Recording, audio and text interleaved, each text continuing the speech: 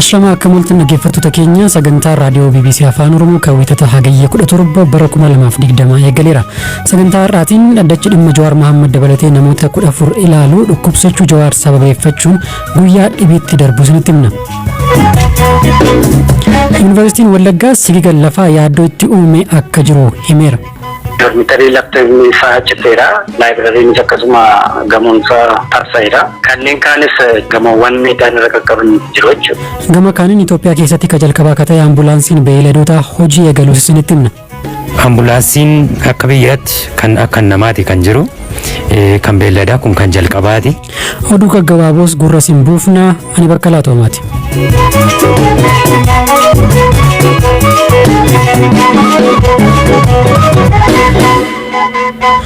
Olmaa mana murtii obbo Waldatu Ayyaalee dura aansinaa Bishooftuu keessatti hokkora uumame qindeessiteetta maallaqaanis deeggartee itti shakkii jedhuun hidhaa akka jiran miseensi paartii Dimokiraatawaa Itoophiyaa IDEPA obbo Waldatu Ayyaalee har'aa mana murtiitti dhiyaataniiru. Pirezidantiin paartii isaanii obbo Adaana Taaddasa BBC'tti wayita dubbatan abbaan seeraa dhimma isaanii ilaalan nama sadaffaadha jedhu. Kanaafis akka haaraatti dhimmi isaanii ilaalamaa akka jiru dubbatu. Kana malees obbo Waldatuun adeemsa haqa irra jiran irraa abdii kutataniiru jedhu. ፍርድ ቤቱ አቶ ልደቱን በተመለከተ ከቢከለበመም ጋር manni murtichaa dhukkuba onnee obbo Lidatu Ayyaalee waliin wal qabatee ragaan yaalaa akka dhiyaatu gaafatee ture. Kanumaanis ragaa fayyaa dhiyaateen dooktorri fayyaan isaanii haala yaaddessaarraa akka jiruu fi koronaaf saaxilamoodha waan jedheef hordoffiin yaalaa isaaniif taasifamuu qaba jedheera. Manni murtichaas kana ilaalee guyyoota dabalataa 7 beellama kenneera. Abbaan seeraa dhimma isaa ilaalaa jiru kan har'aa nama sadaffaadha. Yeroo yeroon gegeeddaramu. Waa'een meeshaa waraanaa mana isaatti argames kaheera. Akka obbo Lidatu natti himetti meeshaa tokko abbaa isaarraa kan dhaale yogguu ta'u innis kan hin hojjannedha.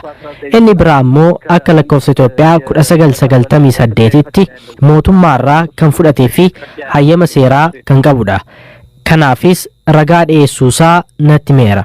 እስካሁን አቶ ልደቱ በራሱ ነው የሚከራከረው። በተጨማሪ ደግሞ haga ammaatti Lidatuun ofii isaatiin falmaa jira. Abukaatoon qabu. Kan har'aa garuu kan adda isa godhu erga nuti abukaatoo argachuu akka hin dandeenye miidiyaalee irratti ibsinee booda abukaatonni Oromiyaa keessa socho'an rakkoon qabu. Nuyi bilisaan sii dhaabbina jedhaniin. Kanumaafis har'a abukaatoon tokko isa waliin dhaabbatee falmeeraafi. Lidatuun abdii kutateera. Waan irra muree isinitti himu abdiin godhatiin hanuun jedhe. Yoo ta'e illee filannoon booda waggoota lamaan booda yoon gadhiifameedha. Kanaafis of qopheesseen jira jedhee abdii kutannaadhaan natti hime. Oduu olmaa mana murtii biraatiin manni murtii federaalaa sadarkaa jalqabaa dhaddacha ramaddii araadaa beellama galmee qorannoo duraa Jawaar Mohaammeediif shakkamtoota 13 biroo irratti jecha ragaalee abbaa alangaa dhagahuuf har'atti qabatee ture yeroo sadaffaaf guyyaa biraatti dabarseera. Beellamni har'aa guyyaa biraatti ka darbe sababa Jawaar Mohaammed dhukkubsatee sirnaan dhaddacha hordofuu dhabeef akka ta'es manni murtichaa himeera. Habtaamuu Xibabuu Finfinnee irraa gabaasa itti aanu nuuf ergeera. Jawaar Mohaammed haala cimaadhaan dhukkubsachaa jira. Baay'ee nu dhukkubeera. Mallattoolee himuu hin barbaadu. Qoricha dhukkuba bayyanachiisullee fudhachuu hin dandeenye jechuudhaan dhaddacha keessa turuu akka hin dandeenye fi manni murtichaa akka isaan gaggeessu mana murtichaa gaafatanii turanii. Kana malees immoo poolisoonni daqiiqaa 30 kan ta'uuf turtaa jedhanii gara mana murtichaatti akka isaan fidan malee sila gara mana murtiilee dhufuu akka hin dandeenye mana murtichaatti himaniiti kan jiranii. Kana malees immoo ogeessa fayyaa dhuunfaa kootiin akka wallaanamu manni murtichaa haala naaf mijeessuu yookaan immoo naaf eeyyamamu jechuunis obbo Jawaar Mohaammed dhaddacha irratti dubbataniiti kan turanii. Gama biraatiin haadha warraa fi daa'ima isaanii yeroo ammaa biyya alaa jiranis baasii ofiillee kafalaniis ta'u gama viidiyoo konferansii yookaan suur sagaleedhaan haasofsiisuu akka barbaadanii fi kunillee akka eeyyamamuuf mana murtichaa gaafatanii. Gama biraatiin immoo obbo Baqqalaa Garbaa ragaaleen abbaa alangaa guyyaa har'aa gonkumaa dhaggeeffatamuu akka hin qabnedha mana murtichaatti kan himanii. Sababoota sadiidha kan isaan kaasanii.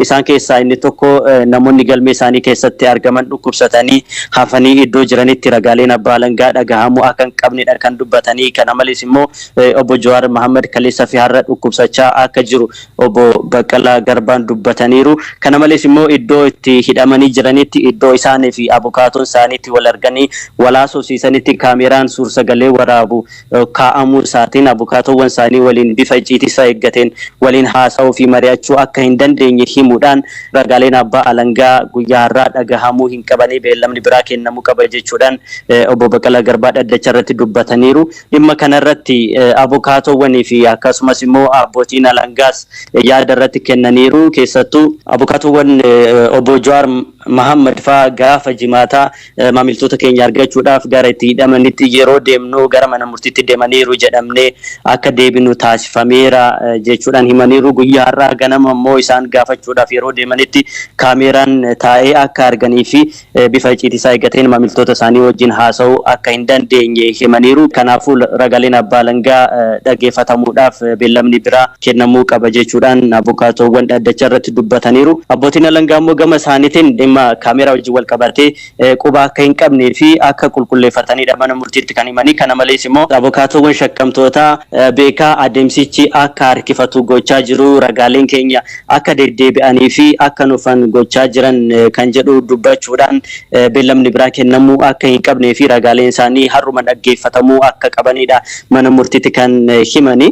Manni murtichaas egaa obbo Jawaar Mohaammed sababa dhukkubaatiin gara alaatti deddeebi'aa waan jiraniif adeemsa dhaddachichi jeequmsa malee adeemsa ragaalee abbaa alangaa dhaggeeffachuu adeemsisuu waan hin dandeenyeef beellama biraa qabachuu isaati kan hime.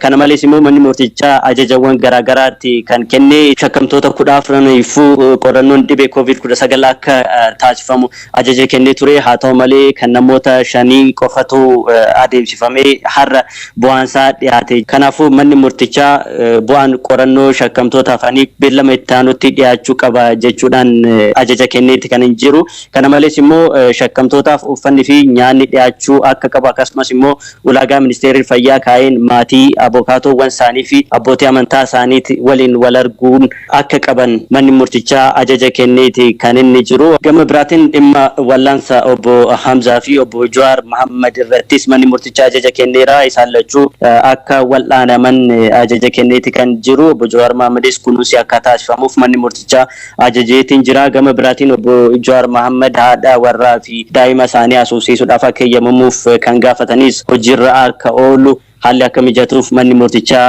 ajajee jira. Kaameeraa suur-sagalee waraabuu jedhame wajjin wal qabatee shakkamtoonni abukaatoo isaanii waliin bifa icciitii isaa eeggateen akka wal argan manni murtichaa ajajeeti kan inni jiru. Haaluma kanaan ragaalee abbaa alangaa dhaggeeffachuudhaaf kamisa hagayya 14 bara 2012tti beellama qabateera.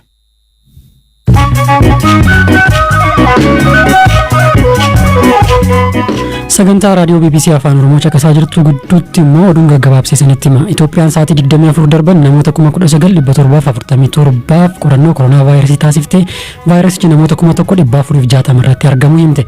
Namoonni 16 ammoo du'aniiru. Afrikaa kibbaatti namni ajjechaa dubartoota 5 shakkamee hidhaa ture mana hidhaa keessatti of ajjeese. Shakkamtoota 2 dubartoota 5 ajjeesan jedhamuun naannoo KwaZulu Naataalitti hidhaman keessaa tokko of ajjeesuun dura yakkicha raawwachuu amanee ture jedhe poolisiin. Lammiileen Speen dhibba hedduutti lakkaa'aman magaalaa Madrid keessatti maaskii uffachuun dirqama ta'uusaa mormuun hiriira ba'an. Speen erga waxabajjii darbe uggura ji'a 3 keessa turte kaastee weerarri vaayirasichaa itti hammaateera. Haga ammaatti namoonni 28,000 ol lubbuu dhabaniiru. Israa'eel fi United Arab Emirates waliigaltee torban darbe taasisan hordofuun tajaajila bilbilaa kallattii jalqabaniiru. Ministeeronni haajaa alaa biyyoota lamaanis walii bilbiluun nagaa wal gaafataniiru. Waliigaltee jaarsummaa Ameerikaan raawwate kana kan kamisa darbe Doonaald Tiraamp ture kan ibse. Oduun gaggabaaboo isaan kana.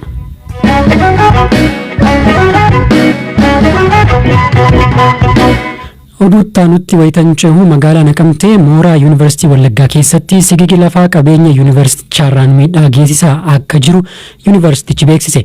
Amma dura sigiga lafa dheerina kiiloomeetira 4 fi bal'ina kiiloomeetira walakkaa ta'uu irra gaheen buufata calallii balfaa dabalatee iddoo bultii barattootaaf manneen kitaabaarra miidhaan gahuu ogeessi qorannoo lafaa yookiin ji'oofiizistiin yuunivarsiitichaa Dr. Fiqaaduu Taammiruu BBC'tti himaniiru.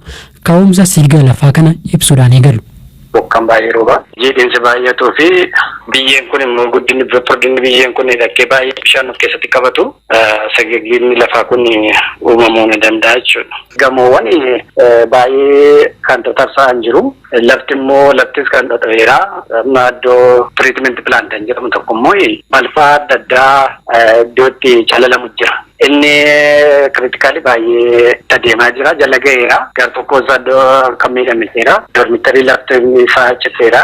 Laayibirariinis akkasuma gamoon isaa tarsa'eera. Kanneen kaanis gamoowwan miidhaan irra qaqqaban jiru jechuudha. Hammi bokkaa roobuu haguma dabaluun sigigii lafaa kun dabalaa jira akka jedhan Dr. Fikaaduun yaaddoon akka jiruu fi yuunivarsiitichi garee hundeessee fala dhahaa akka jiru nutti himaniiru.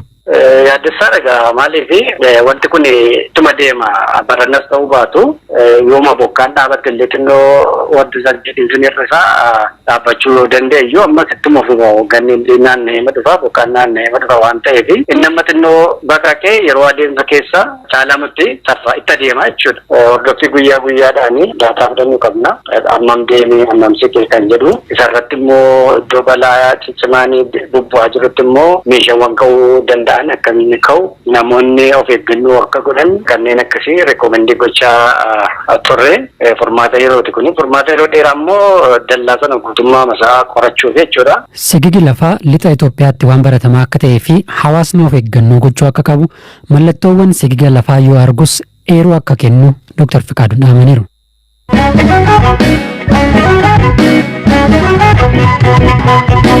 Katumuraatiin amma dura ambulaansiin haadholii da'umsa ciniinsuun itti dhufe yookaan ammoo namoota dhukkubsatan gara mana yaalaatti deddeebisuudhaan ka beeknu amma garuu beeladotas hireemtuun waan dhaqqabaa jirtu fakkaata. Itoophiyaatti ambulaansiin beeladaa ka jalqabaa hojii eegalteenuu jedha gabaasni Bizuu Warqolaanaa itti aanu.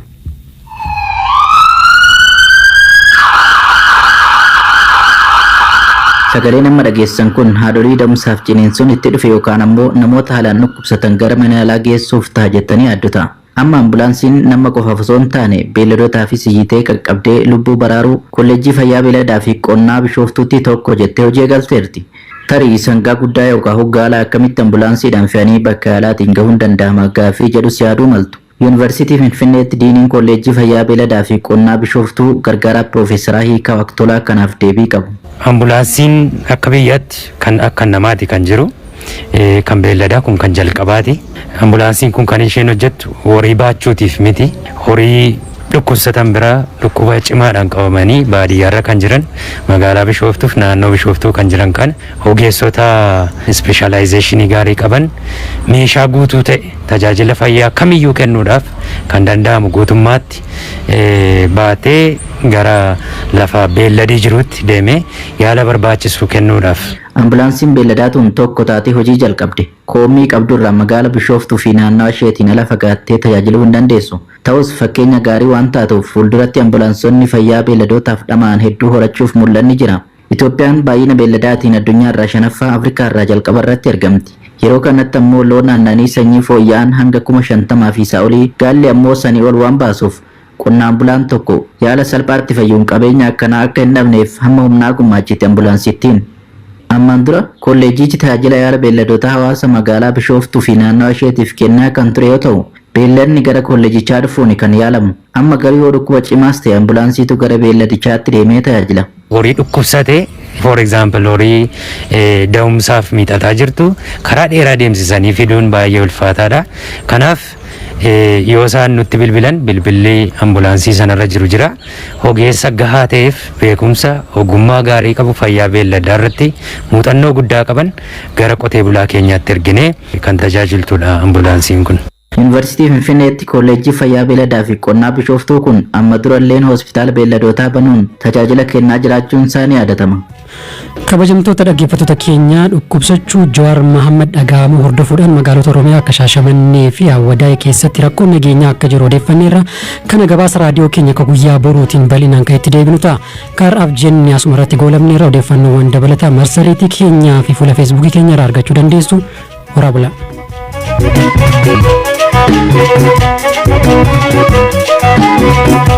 Thank you.